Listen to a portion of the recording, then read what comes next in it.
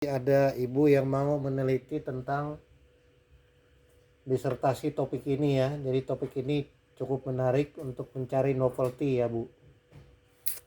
Karena disertasi yang baik itu kan harus ada novelty-nya Bu. Nah, saya sengaja mengambil judul ini karena ini penelitian mahasiswa cum laude Unpad ya, yang pernah jadi direktur OJK juga. Kemudian sekarang jadi komisaris di PLN ya. Namanya Ibu Dr. Ilya Afianti ya. Disertasinya tahun 2000 ya. Pembimbingnya itu dari Prof. Wahyudi, Prof. Arifin dan Pak Dr. Sumarno Zain ya. Judulnya adalah model prediksi kepailitan ya di Bursa Efek Indonesia dengan menggunakan laporan keuangan atau rasio laporan keuangan. Nah, untuk memahami disertasi ini tentu berkaitan dengan analisis laporan keuangan yang ada ya. Ada dua analisis yang biasa dipakai, yaitu analisis cross sectional dan analisis laporan common size. Dan yang ketiga adalah analisis laporan keuangan. Nah, yang kedua, Ibu agak berisik Bu, mohon di mute aja dulu Bu, nanti Ibu tanya boleh. Ibu boleh mute dulu ya. Ibu di mute dulu Bu, tolong Bu, soalnya di saya nggak kedengaran. Berisik sekali Bu. Oke, terima kasih Bu, supaya suaranya bisa masuk ya. Nah, tipe kedua adalah laporan keuangan time series. Time series itu laporan keuangan yang beberapa tahun dia mati ya, tentang tren biasanya, atau pengukuran laporan kecenderungan dengan menggunakan analisis rasio. Nah, mengapa judul ini diambil? Di PowerPoint halaman kedua ya, yang sudah saya sampaikan di PowerPoint, yaitu bagaimana cara membuktikan pembuktian empirik rangka konseptual laporan keuangan. Nah, di tujuan dari struktur laporan keuangan itu kalau kita ngelihat objektif ya. Objektifnya di situ adalah pemberian informasi kepada pihak yang berkepentingan ya, baik yang potensial maupun yang masa kini, termasuk investor, leader, pemimpin, kreditor, dan pihak-pihak yang berkepentingan. Itu disebut first level ya, level pertama. Kemudian level kedua, kalau kita melihat di dalam kerangka konseptual itu ada yang disebut dengan kualitatif dan elemen ya. Elemen-elemen laporan keuangan mulai dari harta, utang, modal, investasi, distribusi kepada pemilik, laporan komprehensif, pendapatan, beban, laba dan rugi. Kemudian karakteristiknya yang ada dua ya, fundamental kualifikasi. Pertama, dia adalah harus relevan. Yang kedua, representasi faithfulness, menunjukkan kejujuran ya. Dan yang ketiga, dia bisa kualitatifnya bisa di comparability, bisa di variability, ketepatan waktu, dan dipahami. Dan level ketiga itu ada yang disebut dengan asumsi dasar ya, economic entity, going concern, pengukuran moneter, dan periode akuntansi. Kemudian ada di sebelahnya prinsip ya, prinsip pengukuran pendapatan, prinsip pengukuran beban, dan pengungkapan penuh. Kemudian kendalanya ada dua, yaitu pengukuran biaya dan praktek industri. Nah, penelitian ini sebenarnya ingin membuktikan apakah pembuktian empirik rangka konseptual yang disusun oleh PASBI itu atau prinsip akuntansi yang berlaku umum itu terbukti secara empirik. Itulah sebenarnya tema disertasi ini. Nah, halaman 3, di halaman 3 PowerPoint itu saya udah bikin ya.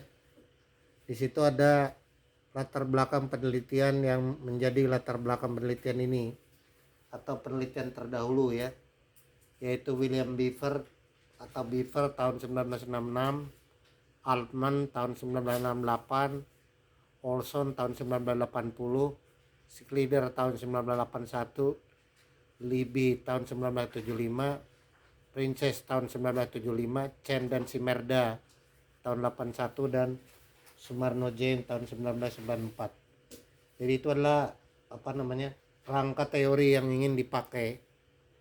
Kemudian model ini, penelitian ini ingin meneliti tentang menggunakan 3 tahun sebelum perusahaan itu pilot untuk mencari model dominan rasio keuangan apa yang menentukan perusahaan itu pilot. Tapi pilot di sini jangan diartiin bangkrut ya, karena beda ada undang-undang tentang kepilotan, bukan kebangkrutan. Kebangkrutan itu nggak ada bahasa Indonesianya, itu bankruptcy. Tapi kalau di undang-undang kita namanya undang-undang kepilotan, nggak ada undang-undang kebangkrutan. Bahasa Indonesia yang benar adalah kepilotan. Nah, pilot itu apa artinya? Pilot itu secara mudah diartikan perusahaannya belum pilot secara hukum, tapi baru pilot secara akuntansi. Pilot secara akuntansi itu artinya apa? Kalau utangnya lebih besar daripada modal, pada saat itulah disebut perusahaan pilot. Jadi kalau utangnya 5, modalnya 3, itu berarti perusahaan itu pilot, karena kewajiban lebih besar daripada modal. Itu definisi pilot ya. Jadi pilot di sini atau bankruptcy prediction itu adalah ramalan prediksi ketika perusahaan mengalami ekuitas negatif. Itu artinya ya. Maka yang ingin dicoba ada 9 indikator di situ. Rasio keuangannya pertama adalah short term liability, long term solvency, yang ketiga profitabilitas, yang keempat produktivitas, yang kelima indebtedness, yang keenam investment intensiveness, yang ketujuh leverage, yang kedelapan ROI, yang kesembilan equity. Nah, modelnya akan dibangun dengan membuat 3 model ya. Model pertama disebut MDL ya. MDL itu model statistik ya, statistik parametrik, dengan membuat model diskriminan linear. Kemudian model kedua, model diskriminan linear PCA. PCA itu principal component analysis atau analisis faktor. Dan model ketiga adalah model regression logistik atau model logit. Jadi ada 3 model yang ingin dibuat untuk mencari dari 9 indikator laporan keuangan itu mana yang bisa menjelaskan perusahaan 2 tahun, 3 tahun, dan 1 tahun sebelum pilot. Artinya rasio-rasio keuangan nanti setelah dianalisis akan memperoleh informasi apa yang bisa dikatakan sebagai prediksi kepilotan 3 tahun, 2 tahun, dan 1 tahun sebelum pilot. Nah, itu model. Jadi penelitian ini ingin membuat model. Pembuatan model itulah yang disebut disertasi. Jadi setiap disertasi harus ada novelty. Novelty itu keterbaruan. Terbaruan cara berpikir. Ya. Nah, halaman berikutnya kalau kita lihat modelnya itu mengadopsi metode Landry et al. Tahun 1983. Di situ ada model jurnal ya yang saya kutip ya. Model Validation in Operation Research. Itu dari European Journal of Operation Research ya, tahun 1983. Nah, modelnya seperti itu. Jadi ada data ya. Kemudian ada permasalahan. Permasalahan itu buat analisis konseptual, kerangka pemikiran. Kemudian dilakukan validasi konseptual, kemudian logika validasi model formal, kemudian menempatkan solusi, kemudian validasi operasional dan implementasi. Jadi intinya kalau ada sebuah fenomena itu bisa kita ramalkan. Bisa ramalkan itu artinya ada sebuah siklus yang bersifat ajek itu tetap, tidak berubah. Nah, siklus ajek dan tetap itu disebut pengulangan kembali sejarah. Pengulangan kembali sejarah itu berarti peristiwa yang sama dapat terjadi kembali melalui momen waktu yang berbeda. Nah, itu disebut model ajek. Model ajek itu model yang konstanta, model yang tetap.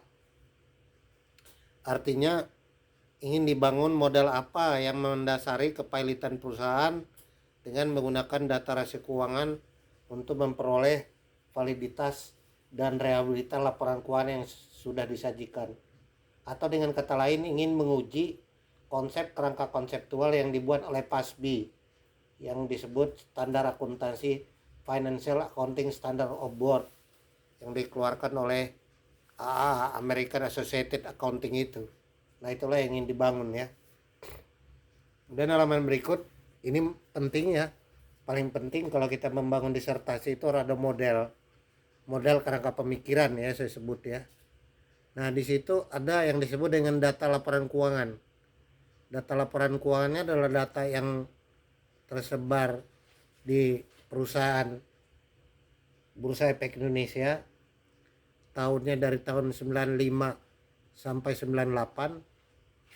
Kemudian rasio keuangan yang dipakai itu adalah diambil dari data IDX itu, Indonesian Directory Capital Market. Kemudian itu ada rasio keuangannya memakai UNPEN dan Mahfud tahun 1994. Itu dasar indikator pembuatan seleksi modelnya. Kemudian referensinya apa yang dipakai sama dengan sebelumnya, yaitu Beaver, Olson dan seterusnya. Untuk melihat ada benang merah penelitian yang sudah dilakukan selama ini. Jadi bukan penelitian yang benar-benar kita ciptakan sendiri, tapi harus ada yang disebut dengan kajian pustaka. Kemudian untuk membuat model namanya metode stepwise selection. Stepwise itu kalau ada banyak variabel, nanti kalau dianalisis dia menghasilkan variabel dominan. Variabel dominan itu disebut stepwise. Step itu langkah, wise itu mencari kebijakannya. Kebijakan apa, model apa yang paling bisa dipertanggungjawabkan. Nah, di situ ada referensinya, ada pembuatan model, yaitu Dillon dan Goldstein, Hare dan Suma tahun 1996. Hare tahun 1991, Dillon dan Goldstein tahun 1964. Kemudian akan memperoleh namanya rasio keuangan dominan. Itu untuk pembuatan hipotesis pertama. Setelah itu dilakukan pembuatan model. Tadi ada 3 model ya. Model analisis diskriminan, kemudian model diskriminan principal komponen analisis. Kemudian yang ketiga adalah metode logit ya, logistik berganda. Referensi juga ada di situ, referensi model. Kemudian setelah dibuat model itu diuji kembali ya, apakah valid atau tidak, maka disebut validasi silang. Validasi itu pengulangan model. Model itu dicoba lagi dengan data yang lain, apakah konsisten atau tidak. Kalau konsisten berarti modelnya benar, kalau nggak konsisten berarti salah model, maka disebut validasi silang. Kemudian menghasilkan interpretasi model apa yang paling dominan, atau disebut hipotesis kedua. Nah, yang paling terakhir akan model yang namanya model prediksi akhir, yaitu prediksi kepailitan 1 tahun sebelum pilot, 2 tahun sebelum pilot, dan 3 tahun sebelum pilot. Tapi ingat, catatannya di sini bukan pilot secara hukum, karena itu harus melalui proses pengadilan. Pilot yang dimasukkan di sini perusahaannya masih berjalan, perusahaannya masih beroperasi, tapi dia memiliki ekuitas negatif. Jadi pilot secara akuntansi itu ketika debt lebih besar daripada equity. Debt itu biayanya adalah bunga, sedangkan equity biayanya dividen. Jadi ketika biaya bunga lebih besar dari dividen, itu bisa dilihat dari laporan keuangannya. Pada saat itulah disebut perusahaan mengalami kepailitan ya. Oke, itu secara model ya. Kemudian bagaimana kalau dia dimasukkan dalam model paradigma ya di halaman berikutnya. Jadi di situ ada 47 rasio keuangan. Nah, ini ada mahasiswa S1 bimbingan saya meneliti 120 rasio, lebih hebat dari ini. Tapi ini ya cukup aja ini dulu ya. Ada 47 rasio keuangan dengan 9 indikator itu. Kemudian ada X1, X2 sampai X47 ya. Dibuat model prediksinya, kemudian kita bisa mengetahui status sebuah emiten di Bursa Efek Indonesia. Atau disebut YJ itu adalah status emiten. Apakah bankrupt atau non bankrupt ya. Itu modelnya. Nah, kalau kita melihat di halaman berikutnya, inilah rangkuman rasio keuangannya, ada 47 itu ya. Mulai rasio keuangan 1, rasio keuangan 2, rasio keuangan 3, rasio keuangan 4, rasio keuangan 5, rasio keuangan 6, rasio keuangan 7, rasio keuangan 8, dan rasio keuangan 9. Jadi dikelompokkan, udah dikategorikan ya. 9 kategori itu menghasilkan tiap-tiap bagian berbeda. Misalkan long term liability itu ada 4 rasio ya. Kemudian long term solvency ada 3 rasio. Kemudian profitability itu ada 5 rasio, 6 rasio. Kemudian productivity itu cukup banyak ya. Kemudian indebtedness itu ada 3 rasio. Investment intensitiveness itu ada sekitar 8 rasio. Leverage itu ada 3. ROI itu ada 5 dan equity itu ada 4. Jadi totalnya adalah 47 rasio. Nah, Ibu kalau mau meneliti bisa juga mengambil cara ini ya. Dengan mengembangkan lebih lanjut tentu saja bisa membuat pakai simulasi artificial intelligence. Itu banyak diteliti orang. Tapi bisa juga dibandingkan antara dua bursa. Misalkan bursa Indonesia dan bursa Malaysia, atau bursa Indonesia dengan bursa Thailand yang mirip negara dengan Indonesia, atau kurang lebih sama dengan umur perusahaan yang ada di Bursa Efek Indonesia dengan Bursa Efek Asia. Itu bisa menghasilkan doktoral ya.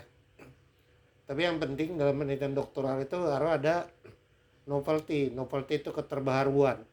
Keterbaharuan itu bisa dalam model, bisa dalam unit penelitian, bisa dalam teori. Nah, Bu Dr. Ilya Pianti sekarang jadi profesor ini, dia membuat model baru, yaitu menggunakan penggunaan alat analisis statistik dengan 3 model, yaitu Logit, PCA, dan MDL. 3 model itu menjadi keterbaruan untuk membuat prediksi kepailitan perusahaan yang ada di Bursa Efek Indonesia ya. Kemudian kalau kita lihat hasil sekarang, bagaimana hasilnya?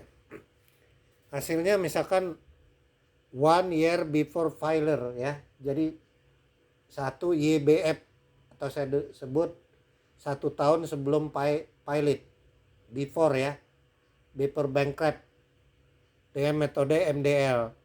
Nah, datanya ada seperti itu ya. Itu ada berapa rasio ya? 1, nilai klasifikasinya itu yang menghasilkan rasio dominan, net income to sell to account receivable, operating income to total liability, sell to fixed asset, net worth to total asset, total liability to total asset, dan net income to fixed asset. Itu disebut rasio dominan yang mempengaruhi 1 tahun sebelum pilot dengan data menggunakan canonical discriminant functional, atau 1 tahun sebelum pilot dengan program SPSS yang sangat mudah kita temukan ya sampai hari ini. Jadi asal ada datanya bisa diolah. Itu model ya. Modalnya kelihatan di situ yang ditetak tebal itu menyatakan angkanya signifikan karena alfanya di bawah 0,05 dengan degree of the freedom 5% ya, tingkat kepercayaan. Kemudian kalau 2 tahun sebelum kepailitan di halaman berikutnya dengan metode diskriminan linier itu menghasilkan ada 1, 2, 3, 4, 5, ada 6 rasio keuangan ya. Yaitu yang pertama adalah X8, X18, X16, X17, X8 dan X14. Itu 2 tahun sebelum pilot ya, ketemu modelnya ya. Kemudian model 3 tahun, model ketiga tahun sebelum pilot itu dengan menggunakan MDL ya, itu ada 2 saja yang berpengaruh, yaitu log X6 dan log 45 ya. Nah itu menghasilkan data logaritma network and long term to debt to fixed asset. Dan yang kedua adalah net income to total liability. Nah itu disebut rasio dominan 3 tahun sebelum perusahaan itu mengalami kepailitan. Kemudian yang berikutnya kalau dia pakai PCA itu Principal Component Analysis atau analisis faktor ya. Itu ada diskriminan model ya. Yang muncul adalah ada rasio K5, K7, K1, K9, K6, K3, K8, K4. Jadi ada yang berulang-ulang ya. K7 itu leverage. Jadi nyata kalau jadi faktor yang paling utama itu kelihatannya leverage. Leverage itu adalah faktor yang bisa memprediksi kepailitan atau insolvency ya dari model ini. Itu kalau pakai analisis faktor PCA Principal Component Analysis, namanya analisis faktor menggunakan program SPSS ya. Kemudian kalau 2 tahun sebelum pilot itu juga sama ya. Selalu ada K7 leverage ya. 2 tahun sebelum pilot ada yang konsisten, yaitu leverage selalu muncul ya. Kemudian halaman berikutnya 3 tahun sebelum pilot model diskriminan principal component analysis selalu ada K7, yaitu leverage. Leverage selalu ada ya, dimana debt to equity sebagai rasio pengungkit ya dalam struktur pembiayaan perusahaan ya. Nah, kemudian kalau pakai logistik ya di halaman berikutnya itu saya singkat mudah melihatnya dari data yang ada. 1 tahun sebelum pilot, 2 tahun sebelum pilot, dan 3 tahun sebelum pilot. Yang terjadi pada 1 tahun sebelum pilot yaitu profitabilitas suatu emiten itu total liability ke total asset. Jadi ketika utang berbanding harta ya, total asset, total liability bagi total asset. Kemudian yang konsisten kedua juga sama ya, 2 tahun sebelum pilot yaitu total liability banding total asset sama. Namun pada tahun ketiga itu justru net income to total liability. Jadi ada 2 yang konsisten, ada 1 yang enggak pada tahun ketiga. Nah kalau pada model pertama tadi selalu leverage yang mendominasi. Nah kalau pada laporan keuangan dengan menggunakan data analisis regresi logistik berganda atau logit, selalu total liability to total asset. Jadi utang berbanding total liability. Kenapa itu bisa terjadi? Penjelasannya begini, yang paling tahu nilai perusahaan itu siapa? Ya pada saat perusahaan itu dijual, pada saat itulah kita tahu nilai perusahaan itu pilot atau tidaknya. Kalau dia di bawah nilai buku, ya berarti perusahaan itu udah under value. Dia tidak berkinerja. Maka lalu dikatakan, bisa nggak seluruh asetnya menjamin utang? Nah, kalau bisa berarti perusahaan itu bisa dikategorikan non pilot. Tapi kalau enggak, maka dia dikategorikan pilot. Tapi ingat ya, ini pilot secara akuntansi, bukan secara hukum. Ya. Kemudian, nah sekarang hasil akhir ya. Hasil akhir setelah dibuat validasi ya. Itu ada data validasi ya 1 tahun, ada data validasi 2 tahun, ada validasi 3 tahun. Data validasi 1 tahun itu data hasilnya 100%. Kemudian yang 2 tahun 100%. Kemudian yang 3 tahun 88%. Kemudian setelah divalidasi, jadi setelah dibuat model itu divalidasi dengan data lain. Apakah konsisten hasilnya? 96,2% valid model MDL, diskriminan linear ya. Nah kalau pakai PCA, data aslinya 78, validnya 71%. Nah kalau model MRL dia 97%. 2 tahun ya. Kalau model 2 tahun, data aslinya 100, validasinya 97%. Kalau data PCA, Principal Component Analysis, 92%. Data validasinya 95%. Nah model logistik berganda 98,5%. Kemudian 3 tahun 88%, 85%, data hasil 88, data validasi 76 dan 90%. Dengan demikian dapat disimpulkan model diskriminan linear MDL ya lebih baik untuk 1 tahun dan 2 tahun. Jadi MDL itu 1 tahun dan 2 tahun dia angkanya ada di 96 dan 97. Kemudian untuk yang 3 tahun model regresi logistik berganda lebih unggul, yaitu berada di 90,8%. Nah jadi sesederhana itu. Jadi disertasi itu nggak boleh terlalu rumit. Jadi ringkas, padat, jelas, dan bisa dibuktikan.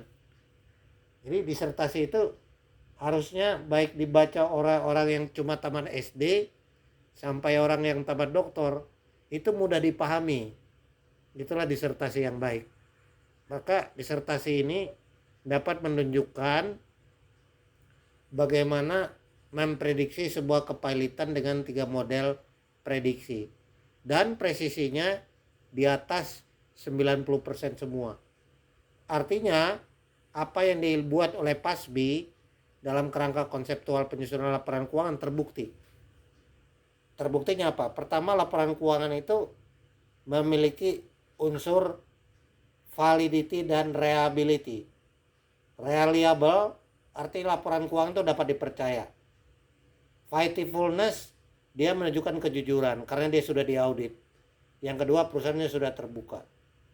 Yang ketiga, di samping relevan artinya apa? Relevan yang ketiga dapat dipakai untuk memprediksi kondisi perusahaan secara analisis fundamental. Analisis fundamental itu analisis kinerja keuangan rasio-rasio dominan dari 47 rasio. Kemudian bisa dihasilkan sebuah model prediksi yang tepat. Nah itulah inti disertasi. Jadi disertasi itu sederhana, mudah dipahami, dan tidak jelimet. Nah ibu nanti calon dokter harus bisa menghasilkan seperti itu. Nah itulah tujuan pendidikan S3. S3 itu menciptakan karya. Karya itu adalah karya yang sangat mudah dipahami, tidak jelimet, tapi benar, dipertanggungjawabkan, memiliki data, dan sesuai teori. Teori apa yang diuji? Yaitu teori tentang karakteristik struktur laporan keuangan yang dibuat oleh kerangka konseptual atau konseptual framework yang dibuat oleh PASBI ya, sebagai dasar seluruh penyusunan laporan keuangan di dunia ini. Walaupun sekarang udah ada penyesuaian dengan laporan keuangan standar baru, yaitu berbasis perusahaan go public biasanya dia menggunakan standar IFRS, International Financial Reporting Standard. Nah, untuk perusahaan non go public namanya ETAP. Untuk perusahaan yang non go public ya dia bisa menggunakan IFRS, bisa juga tidak, bersifat mandatory dan voluntary ya. Kemudian ada lagi perusahaan yang dikelola atau usaha-usaha yang berbasis syariah, maka ada akuntansi standar syariah. Nah, itu bisa diuji juga ya. Kemudian ada lagi standar akuntansi pemerintahan atau akuntansi sektor publik, namanya ASP. ASP itu akuntansi sektor publik. Nah, itu bisa diuji, banyak sekali masalah yang bisa diteliti. Tapi yang paling penting datanya tersedia apa enggak. Nah, itu juga menjadi perhatian. Jadi dengan demikian, penelitian ini adalah penelitian yang terbaik yang pernah dilakukan di Pascasarjana Unpad pada era saya dulu ya, sekitar tahun 2000-an ya. Menjadi orang yang bisa menemukan model untuk prediksi dan memperoleh penghargaan dari Kementerian Keuangan kalau saya tidak salah ya. Nah, kemudian kalau kita melihat dari model itu tadi, data-datanya ada saya sinkronkan di bawah ya. Model cara menghitungnya, emitennya, lampirannya ada semua. Jadi disertasi itu harus ada tabel induk. Tabel induk itu apa? Tabel yang menunjukkan data dan pengolahannya supaya dia terbuka ya. Terbuka dan bisa diteliti orang ulang. Apalagi perusahaannya go public. Kalau perusahaan go public itu juga kadang-kadang menjadi masalah karena ada yang harus melalui izin untuk memperoleh data itu. Misalkan ada penelitian mahasiswa saya tentang meneliti tentang penelitian tentang tax compliance, kepatuhan pajak UMKM. Itu penelitiannya hampir 3 tahun mencari datanya karena harus ada izin dari Kementerian Keuangan dan tidak mudah. Nah, karena itu kalau ingin menyusun disertasi itu harus bisa menempatkan diri antara idealisme, ketersediaan data, dan kecocokan dengan tim dosen pembimbing. Kalau tidak bisa memadukan itu, ya nggak bisa. Jadi antara idealisme, kemampuan kita menyesuaikan dengan kondisi, dan disitulah menjadi seorang dokter yang bijaksana, bisa melihat banyak sudut pandang, bisa melihat banyak aspek, dan itulah proses pembelajaran. Tetapi tidak ada yang disebut disertasi kalau tidak ada novelty. Dan novelty itu saya udah membimbing sekitar 60 dokter, bahkan lebih mungkin ya. Kalau menguji mungkin ada 100 dokter yang sudah uji. Hampir paling 30% yang punya novelty. Yang lain itu novelty-nya abal-abalan. Jadi hati-hati, pesan saya, novelty-nya itu karena masih udah mau DO, udah mepet studinya, udah nggak bisa apa-apa lagi, ya udah dilulusin aja dokter. Jadi tidak menemukan apa-apa, hanya copy paste sana sini, kutip sana sini, yang nggak jelas ya. Jadi dari awal kalau jadi dokter ya harus punya komitmen untuk menemukan sebuah dalil baru atau merevisi dalil yang sudah ada. Kemudian harus berani menemukan bahasa baru, temuan baru, bisa berupa sintesis, bisa berupa antitesis. Kalau sintesis berarti mendukung yang sudah ada, kalau antitesis berarti membatalkan hal-hal yang sudah ada, atau melengkapi, merevisi dengan pertama-tama memodifikasi berbagai macam penelitian. Jadi novelty itu kalau kita melihat yang paling mudah itu pada karya-karya produk. Misalkan orang membuat mobil Kijang ya, Kijang itu dulu belum ada sensor parkir, sekarang dibikin sensor parkir. Jadi selalu ada novelty, seperti orang membuat smartphone itu dari generasi lama berubah menjadi generasi baru. Itulah disebut ilmu pengetahuan bersifat progresif. Ilmu pengetahuan bersifat progresif itu artinya ada sebuah progres ilmu. Progres itu disebut keterbaruan. Sekecil apapun tetapi bisa dijelaskan. Dan bukan menurut Anda, tapi menurut ilmu yang bisa dicari literaturnya, yang bisa dibenarkan oleh orang yang coba tamat SD sampai profesor, bisa mengatakan oh iya ini benar. Jadi dia sangat mudah disimpulkan, bukan jelimet. Kalau jelimet namanya itu cari masalah. Nah kira-kira itu. Jadi harus jelas fenomenanya apa. Fenomen itu gap riset. Gap riset itu apa? Antara yang ideal dengan yang faktual. Nah itu jangan bersifat tautologi. Ilmu pengetahuan kalau dia tautologi bukan penelitian. Tautologi itu misalkan contohnya begini, pengaruh pemupukan terhadap kesuburan tanaman, itu bukan penelitian, karena kalau dipupuk pasti subur tanamannya. Pengaruh pinjaman terhadap likuiditas, ya kalau dipinjam harusnya likuiditas, ngapain diteliti, itu namanya abal-abalan dan nggak punya mutu. Jadi harus ada novelty dan penemuan mutu yang unik, yang tidak mudah ditemukan. Sebab kalau mudah maka orang se-Indonesia ini dokter semua. Jadi kalau sulit itu wajar. Semakin sulit semakin dia bermutu. Jadi kalau ya judul-judul seperti itu ya saya prihatin ya. Banyak dokter-dokter itu, bimbingan saya sekarang ada sekitar 20 ya.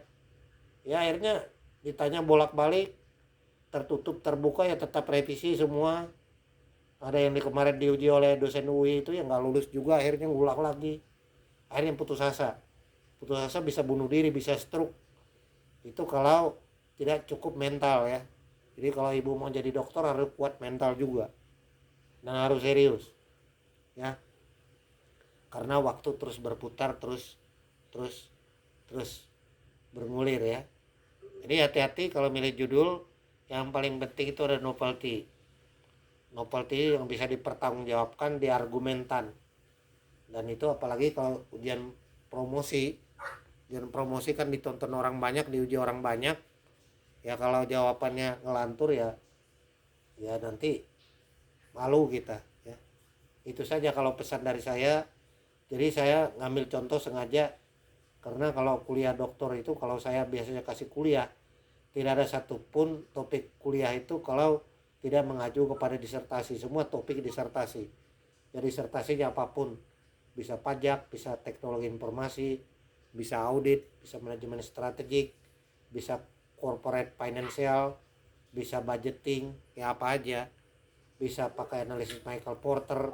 Banyak sekali judul-judul yang bisa kita ambil, yang bisa kita terangin. Nah kira-kira itu dari saya Ibu Kadindat ya, tidak banyak ya.